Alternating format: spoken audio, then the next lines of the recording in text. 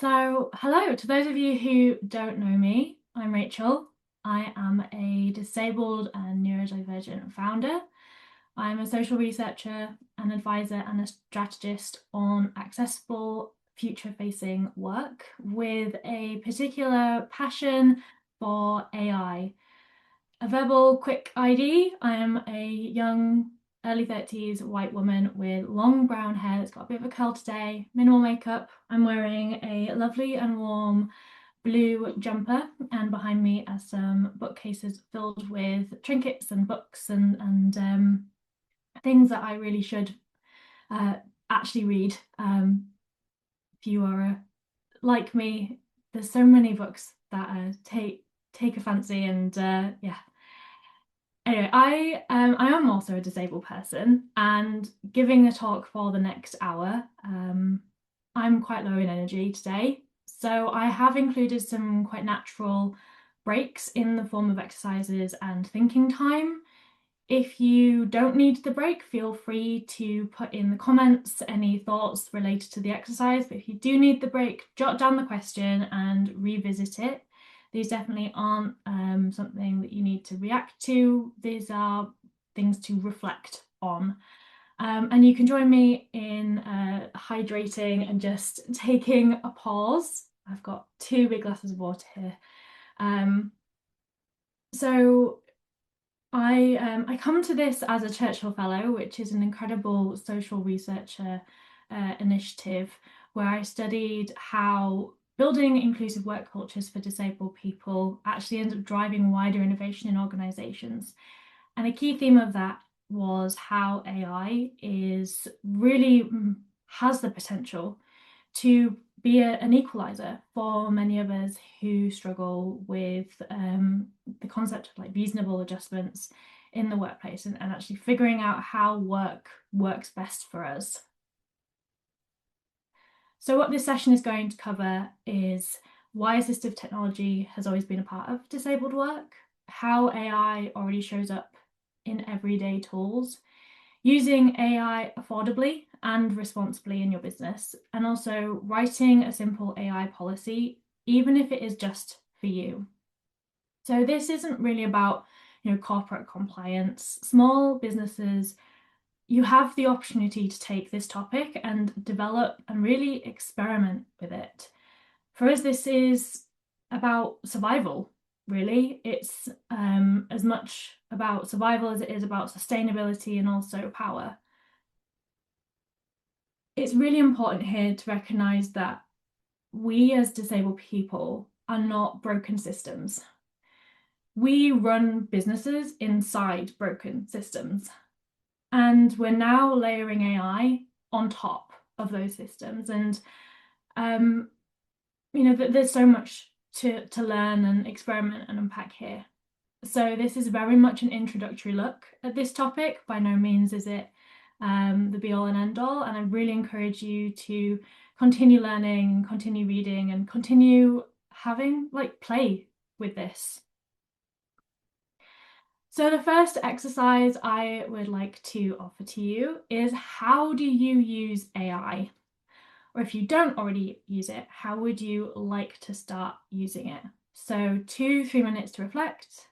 Again, you don't have to react, you don't have to comment if you don't want to, and you can join me in hydrating and having a drink.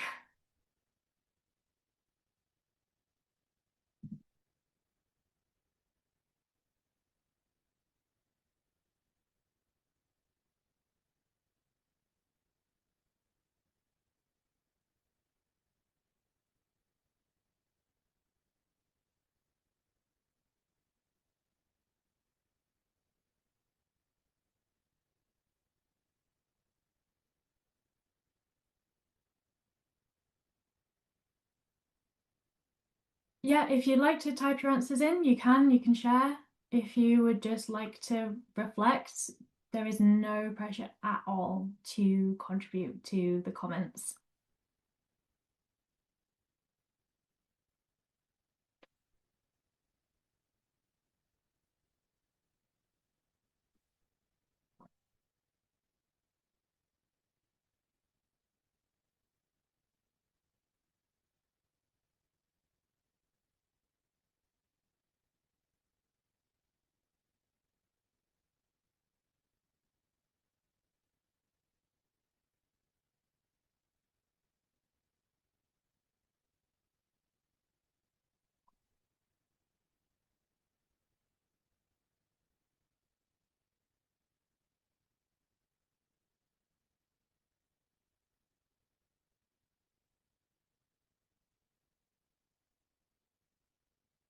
Okay, thank you so much.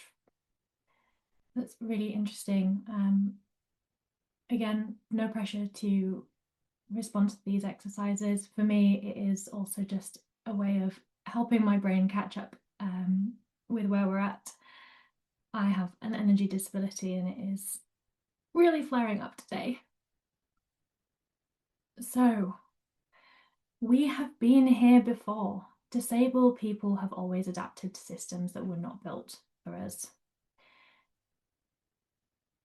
We always strive to remove barriers that are created by systems. We've hacked them because we physically do not have the time, energy, resources often to be able to do something in a way that a non-disabled person is able to do.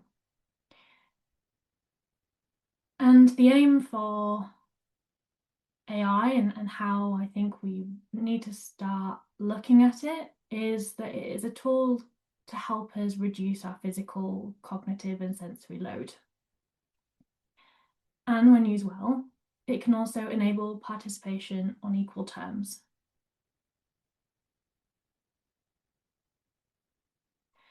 Assistive tech is not new. And AI inside assistive tech is also not new. In fact, it has been around for decades. What is new is the scale and the mainstreaming of this. It is absolutely a buzzword. And it has been used to sell tools and software and tech on a scale that we haven't seen before. So interestingly, because we've been using AI in our assistive technology, it has always been used for adjustments, and whether it was labeled that way or not. So examples for that can include like speech to text, like converting with it, written language, predictive text, reducing typing effort, and live captions, turning speech into text. These rely on AI. This is machine learning and pattern recognition. And within that, it's also important to recognize AI is expansive. It's not just ChatGPT. Those are large language models, they're generative AI, but actually AI comes in many different packages. And ultimately, these are all a form of reasonable adjustments. So a reminder that a reasonable adjustment is anything that removes or reduces a barrier. It's not a favour, it's not special treatment, and the context is dynamic. So in the UK, we have a defined legislation of what a reasonable adjustment is, but often in that case, the term reasonable itself acts as a barrier. Reasonable shouldn't and is not about cost alone, and it is about proportionality and impact. So just as a way of thinking about actually, even if something's not labeled as a reasonable adjustment, if it is a tool that is helping you reduce or remove a barrier, it is a reasonable adjustment. So what AI is and what it isn't. AI is not a shortcut. It's not a replacement for judgment. It is definitely not a productivity contest. AI is a reasonable adjustment. It is a support tool. And it is a way to design work around real capacity. So another exercise for you, again, feel free to put it in the comments, your answer, or to just sit and reflect with that question as well. When you think about AI, what are the first 3 words that come to mind?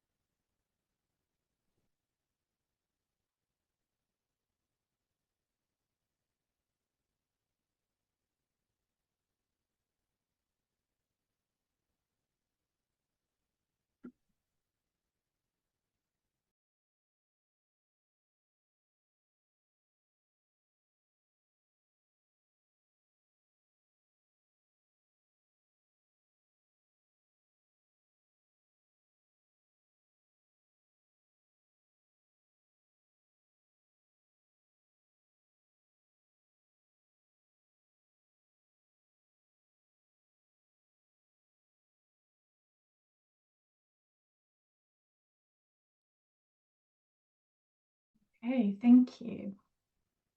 So I am reading the comments as they're coming in, and we will absolutely be getting into the ethical ambiguity of using the tech and the tools. So what we've just covered is very much context setting. And I'm always really keen to make sure that you are going to leave with actionable and really clear kind of next steps on what is next. So what we'll cover now in this kind of second half is like where you can find AI and how to implement it as a reasonable adjustment for yourself, as well as considering what a policy is and how that can help with decision making on deciding when or when not to use the tool. So we'll start off with where you can find AI. The big tech giants are catching up fast, and AI is now everywhere. It's in Google, it's in Microsoft, from our calendars to our inboxes to our social media tools, and so many more. So if you are saying, well, I do not use AI, sadly, that is not the case. You may not be using it consciously, but you are absolutely using it because the software that is now just a standard, it is included in pretty much all of it. So AI often lives inside our email and our document tools.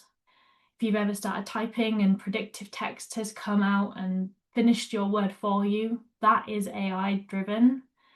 It's in video meeting platforms. It's in accounting and admin software and scheduling and task systems. So an example of it being used in video meeting platforms is a little filter. So right now, you may not know, but I actually have a tiny little filter that is on my background, and it's I don't really love the name of it, but the beauty filter, just to kind of make me look a little less ill. That is powered by AI.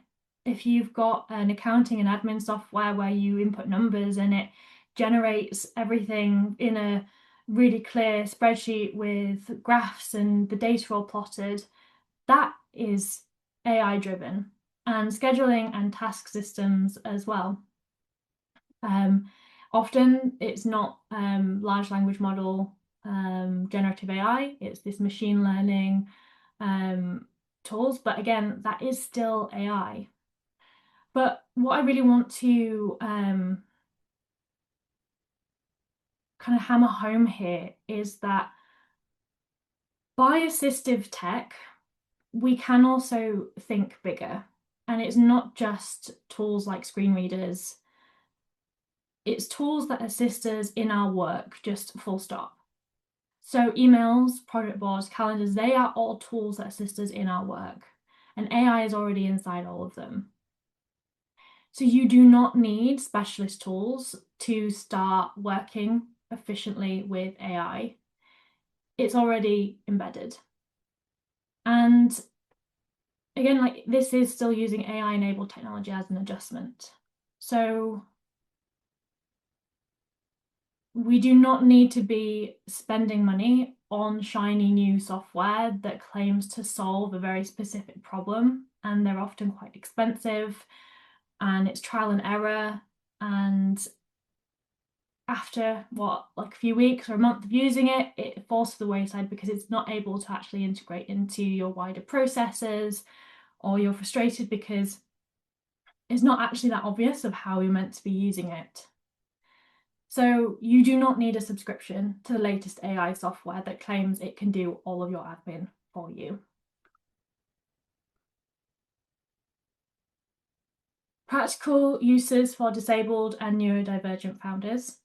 So these are all uses that I personally actually use it for, and really recommend it to be used this way as kind of like an introductory first step into using the technology. So drafting emails and proposals, summarizing meetings instead of taking notes in the meeting, breaking tasks into smaller steps, and creating first drafts to edit later. The caveat here is that AI is a supportive tool. It supports your thinking. It does not replace it. And if you're finding that you're not thinking through your work and you're passing it to AI to complete it, you need to reevaluate your use. I know that I work my best when I have had the ability to rest. And I use AI as a tool to reduce my cognitive load and take time away from my computer, whether that's for fresh air or to go and have a nap. And actually stepping away is often when that creative spark happens and a problem I've been trying to solve actually finally makes sense. AI as a tool is also incredible for the concept of individualization. So we all exist in systems and use tools that often there's one way of completing it. There's one way of reading information. And if you do not fall into the person for which that is designed, it is a real struggle. AI has the power of offering things in multiple formats. It can support pacing, and it definitely normalizes variation.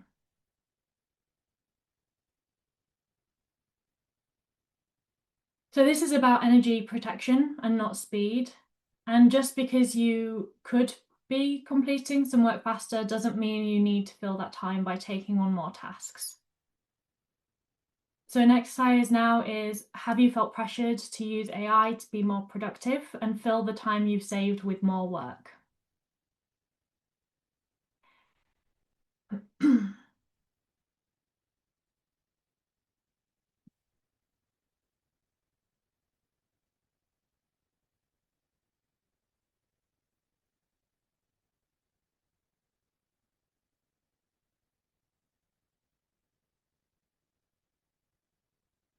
I'm feeling all right to just continue here for a second.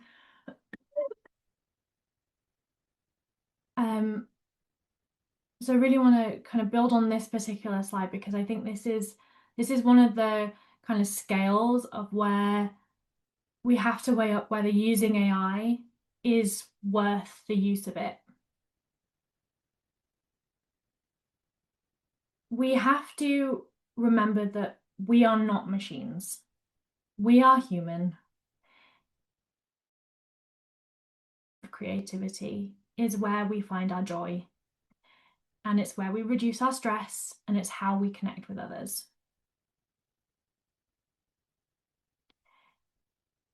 There's a concept called human in the loop, which I'll go into further on. But it's the idea that using AI properly, so responsibly, requires human oversight and input. At every stage where there's judgment to be made, you have to be making that decision. You cannot offload that to AI.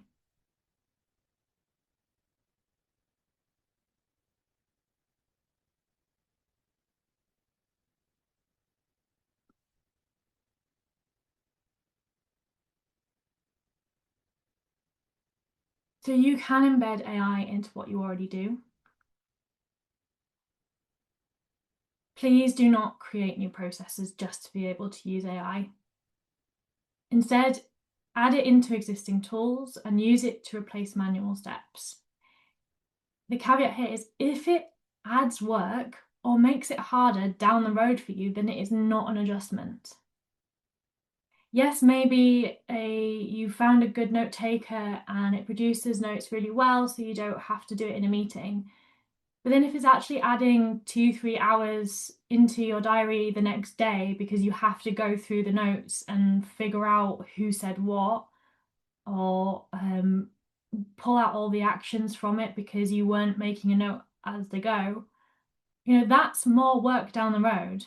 So you either need to find a different tool or recognize where that human in the loop, where you need to be a part of the process in order to ultimately still make your life easier. So I'm going to show you an AI supported workflow that is a very real, screenshotted way that I use this as a tool. So it's a very busy slide. I'm going to describe it first. So it says, let's look at an AI supported flow. So this is for a project that I ran called More Than Reasonable. And it was a white paper that I published last year. And this year I'm starting on an engagement strategy to build on the work of that white paper. So there's 4 screenshots here, and there's 4 different tools here, and they all feed into another. So you can see that through the arrows that go across. So the first flow is that I empty my head using Gemini, Google Meet transcription, and summary feature. So this is actually me just opening up a Google Meet, turning on the Gemini transcription, and me talking to it. There's nobody else on the call there with me, it's just me talking. And I prefer to do that rather than record and then upload, because again, it's cutting down steps, and I know that I have oversight over that whole process. So I then take the summary of this section that it produces for me, and I ask a large language model to plan it out as tasks to add on monday.com.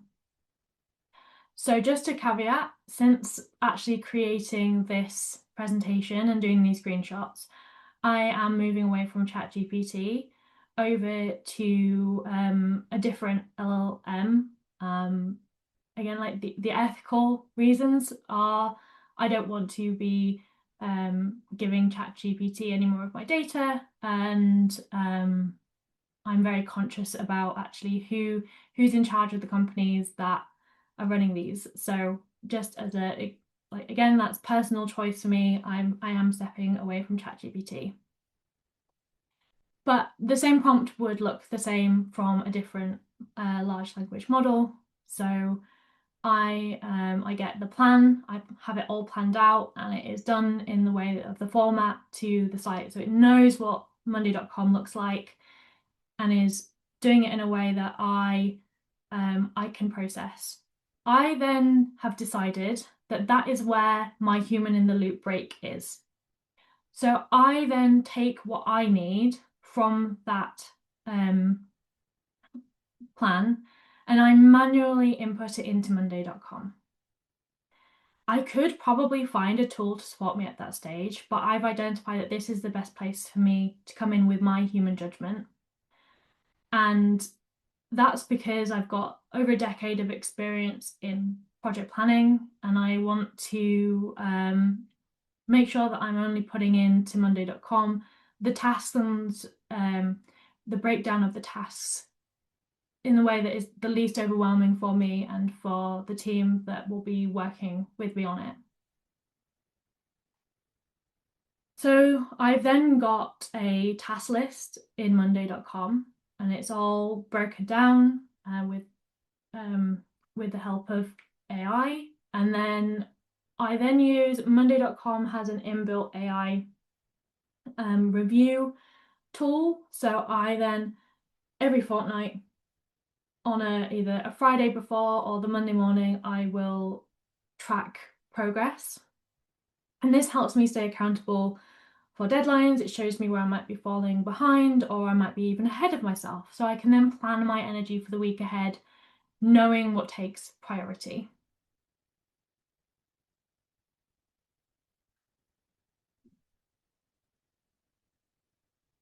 But always in the back of my head is responsible use. And responsible use matters. We all have a responsibility to define how we want to use AI. And that can look different for every single one of us. AI should always support your values, and transparency is also always important. So an exercise for you here, while I do take a minute to have another drink of water, is what does responsible use look like to you? Either write that down to revisit and take a break with me, or drop that in the comments.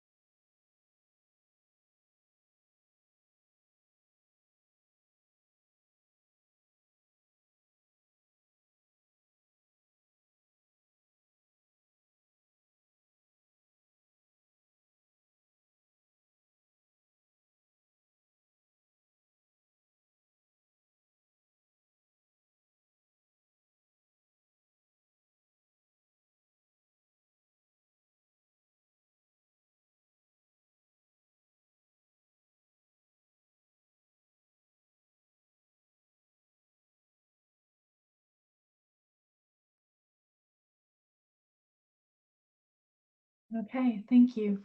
And sorry, yes, I should have said I am moving to Claude. Um, in the research that I've done, out of all of the options, and again, there really is no gold star option here, but out of all of them, Claude, I feel, has the best. So all LLMs have like a master prompt that is behind them, and it is an extensive document. And Anthropic, the company behind Claude, is one of the only ones to have actually released what that prompt looks like. And out of all of them, they do take learning and transparency and ethics a lot more seriously than the others. So I am currently in the process of moving the agents that I built on ChatGPT. I'm downloading the data and I'm moving it across to Claude. So I don't have to start from scratch, essentially.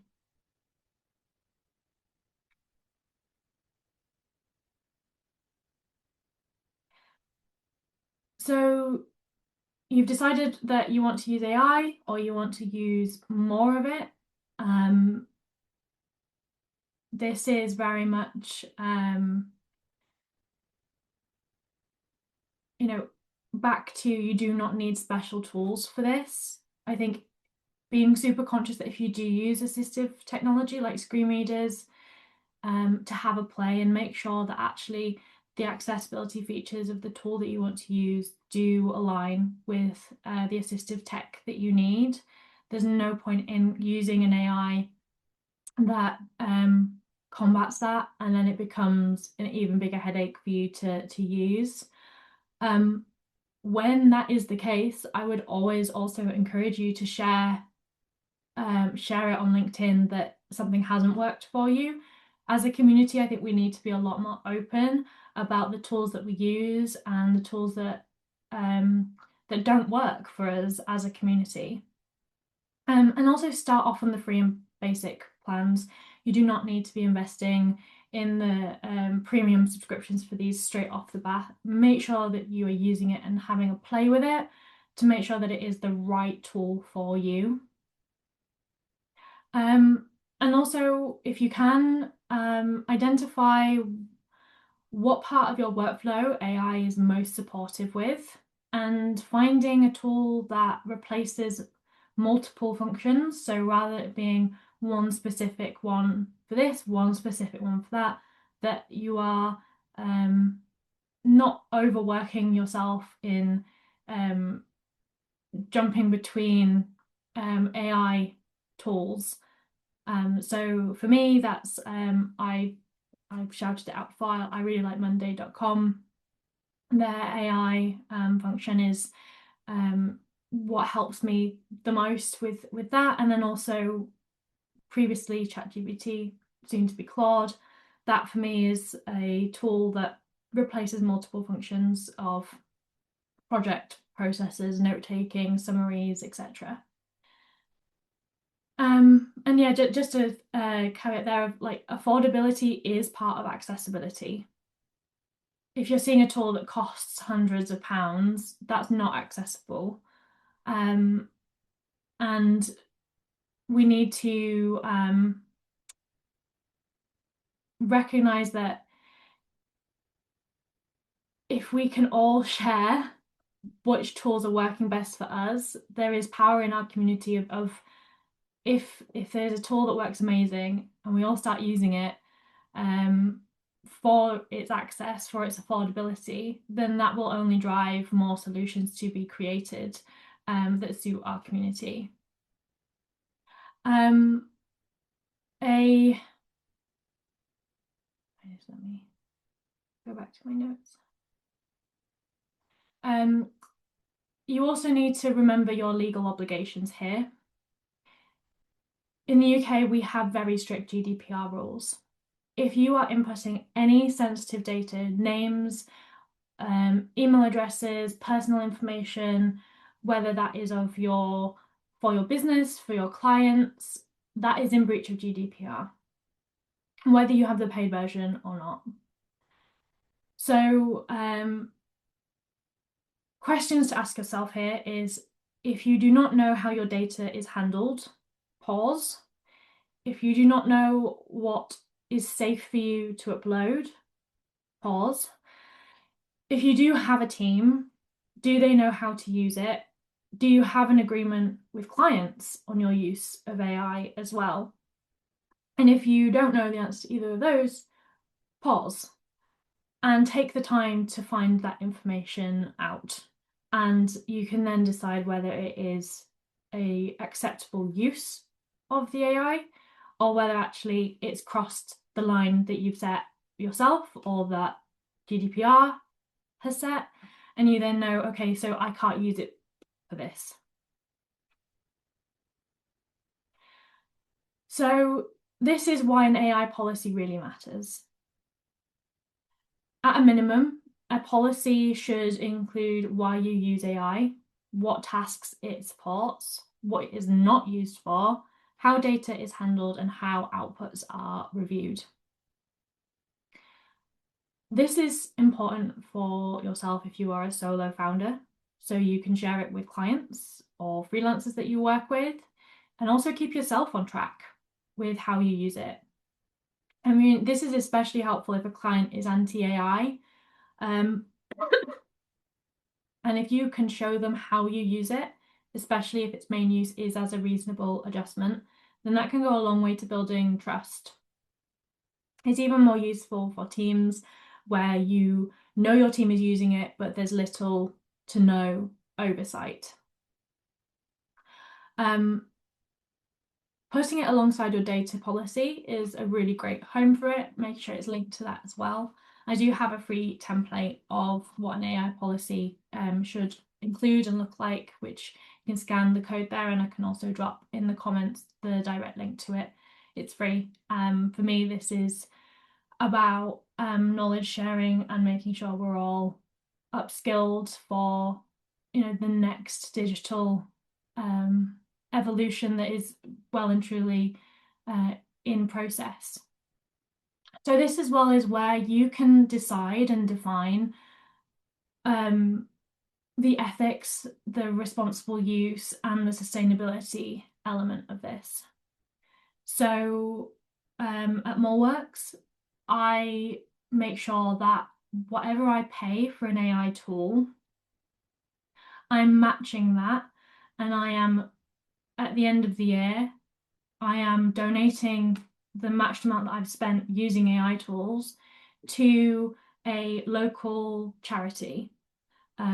So this year it's for a disability charity, but if actually sustainability is more important for you, then donate it to an ecological impact. Make sure that you have that alignment with your values.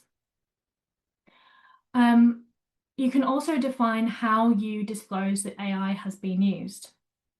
So here under acceptable use, you can say if AI has been used within a process, then a sentence will be included at the beginning or at the end that's saying this work was supported by AI, or this work was produced with the support of AI. I'd recommend that, especially if you're doing client work where they know you're going to use AI, and you can kind of have a defined definition of what does supported by AI mean for you. So everybody's just on the same page, and it's super transparent over what has been used and when. I think as well, just to before we move on to the Q&A section, this is very much an introductory to this topic, and there is way more that you can learn if you feel more confident. There's way more to dig into from the ethics and the access side of things. So use this as a jumping off point. If there are specific areas that you are like, oh, I really wish she'd gone into more detail about this, please feel free to drop me a DM or send me an email. And I can absolutely share resources, or we can have a chat, and I can go into more detail. I'm always super conscious doing talks like this to such a wide-ranging group of people is that the digital divide is one of the biggest barriers for disabled people in upskilling in this area. And making sure we're all kind of at the beginning on the same page about what something means, why we use it, and how to keep using it is kind of why I've chosen to start this topic here. But again, like there's a wide range of ways to kind of grow and learn from this point. So here is you can scan this and connect with me on LinkedIn and send me a message, or feel free to email the office and I can get back to you. And also check out the website for the policy template and more blogs and resources to kind of learn at your level and your leisure.